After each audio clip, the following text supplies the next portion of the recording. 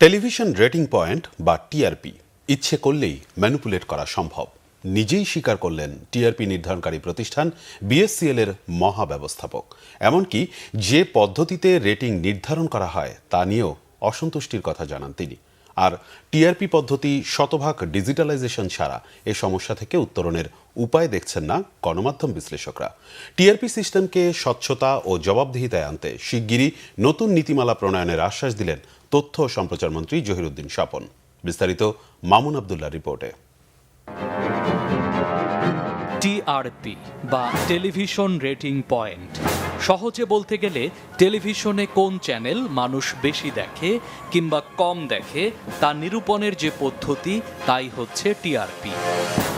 দেশে আগে টিআরপি সংগ্রহ করত সিরিয়াস এবং এমআরবি নামক বেসরকারি সংস্থা। সে সময় টিআরপিতে নানা রকম অনিয়ম, জালিয়াতি ও পক্ষপাতদুষ্ট ভূমিকার কারণে বাতিল হয় সেই প্রতিষ্ঠান।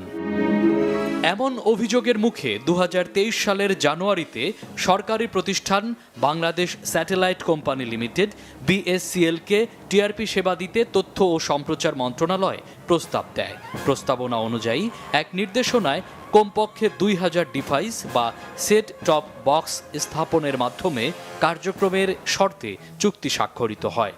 সেখানে 2000 দূরে থাক মাত্র 300 ডিভাইস দিয়ে টিআরপি নির্ধারণ করছে বিএসসিএল। টিআরপি ম্যানিপুলেট নিয়ে টেলিভিশনের অভিযোগের সত্যতা মেলে গণমাধ্যম সংস্কার কমিশনের প্রতিবেদনেও। কমিশন প্রধান টিআরপিকে ভৌতিক বলে আখ্যা দেন, যেখানে দেখা যায় দেশের শীর্ষস্থানীয় টেলিভিশন চ্যানেলগুলোকে পেছনে ফেলে সামনে দেওয়া হয় নিচের সারির কিছু টেলিভিশন।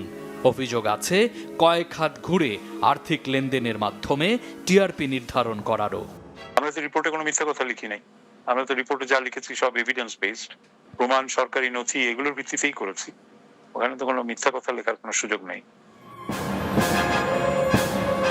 তবে এই ভৌতিক গল্পই শেষ নয়। টিআরপি পদ্ধতি যে সহজেই ম্যানিপুলেট করে যে কোনো টেলিভিশনের পক্ষে রেটিং পয়েন্ট বাড়ানো যায় তাও স্বীকার করলেন খোদ টিআরপি নির্ধারণকারী প্রতিষ্ঠান বিএসসিএল এর মহাব্যবস্থাপক শাহ আহমেদুল কবির।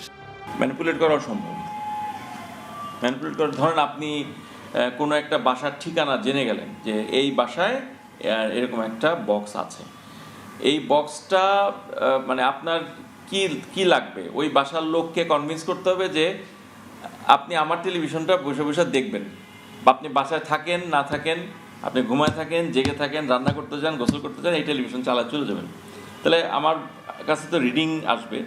তো এটাও কিন্তু আমাদের আবার সিস্টেম কিন্তু এটা ধরতে পারে। আপনি যে ডিজিটালাইজেশনের কথা বলেছেন, এখানে কিন্তু আমার সিস্টেমটা এটা ধরতে পারে যে ধরুন অ্যাবনর্মাল ভিউ, সে হয়তো অ্যাবনর্মাল ভিউ না করলো, সে যেভাবে রেটিং বাড়ানো দরকার সেভাবেই করলো, সেই ক্ষেত্রে ধরা খুব ডিফিকাল্ট। Very difficult. বিভিন্ন টেলিভিশন চ্যানেলের নাম দিয়ে ফোন করে তাদেরকে বিভিন্ন ধরনের অফার দেয় যে আপনি আমার চ্যানেলটা দেখবেন, আপনি মাসে এই করে পাবেন, অমুক জায়গায় আপনার টাকা পৌঁছা যাবে, একটা বিকাশ নাম্বার দেন, এই করেন সেই করেন, এরকম কিছু বলে, বা আপনার বাসায় গিফট পাঠাবো, অনেক ধরনের প্রলোভন দেখায়। তো তারা আবার এগুলো মাঝে মাঝে আমাদেরকেও জানায় যে স্যার এরকম কি দিলেন বাসায়, এখন তো বিভিন্ন দিক থেকে ফোন আসে। ইভেন প্রথমে হয়তো যে আমার চ্যানেল দেখেন, এখন কম্পিটিশনটা এমন পর্যায়ে গেছে যে ওই চ্যানেল দেখবেন না, ওই জন্য টাকা দেয়। আমরাও এটাতে খুব বিরক্ত স্যাটেলাইট কোম্পানি হিসাবে, যে এটা কি একটা জিনিস আমরা নিয়েছি, এটা তো আমরা ম্যানেজ করতে পারছি না, আমাদের সাথে কাস্টমারদের সবার রিলেশনশিপ খারাপ হয়ে যাচ্ছে। গণমাধ্যম বিশ্লেষকরা বলছেন, দীর্ঘদিন ধরে জিয়ে থাকা এই সমস্যা নিরসনে সম্পূর্ণ ডিজিটালাইজেশনের কোনো বিকল্প নেই।